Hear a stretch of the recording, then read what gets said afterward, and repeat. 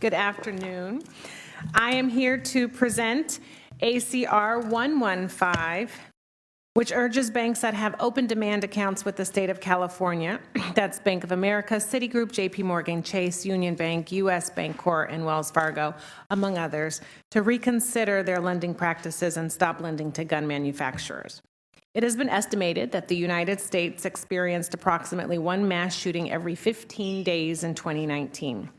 The July shooting in Gilroy was felt by many throughout our country, but particularly here in California.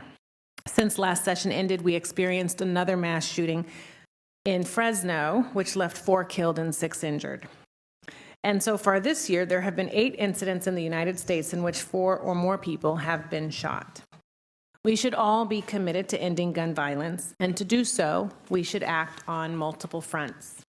We must look at our habits, practices, and efforts as consumers and as providers to see how we share a part of the collective responsibility for the gun violence epidemic. Public discourse regarding gun violence often focuses on the demand factor. This resolution instead aims to shift discord towards supply. Other industries have taken a stand against gun manufacturers. Delta Airlines and Hertz broke with the NRA following the Parkland, Florida shooting. Just last year, Dick's Sporting Goods stopped selling guns and ammunition at 125 of their stores. This resolution is an opportunity for the banking industry to do more.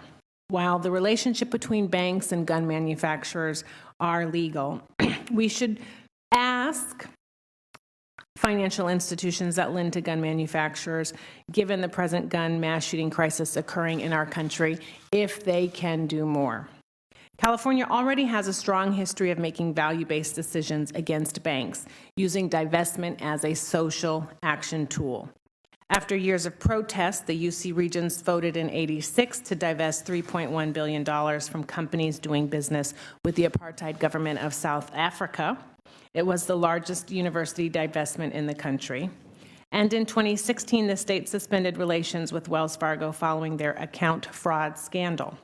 The state treasurer removed Wells Fargo as a bookrunner on 2 municipal bond issuings, suspended investments with the bank, and removed the bank as the state's broker-dealer. This suspension lasted 2 years. And then in 2017, California cities divested from banks and businesses involved in fossil fuel projects such as pipelines and tar sands. Some banks have already taken action similar to ACR 115. For instance, Citibank banned retailers using their services from offering bump stocks and selling guns to underage consumers, or those who have not passed background checks. And Bank of America then came out with its own set of restrictions, ending loans to companies that manufacture assault-style weapons used for non-military purposes. These examples show that banks can be guided by the public collective consciousness. This resolution encourages financial institutions to reevaluate their lending practices, particularly as they apply to gun manufacturers.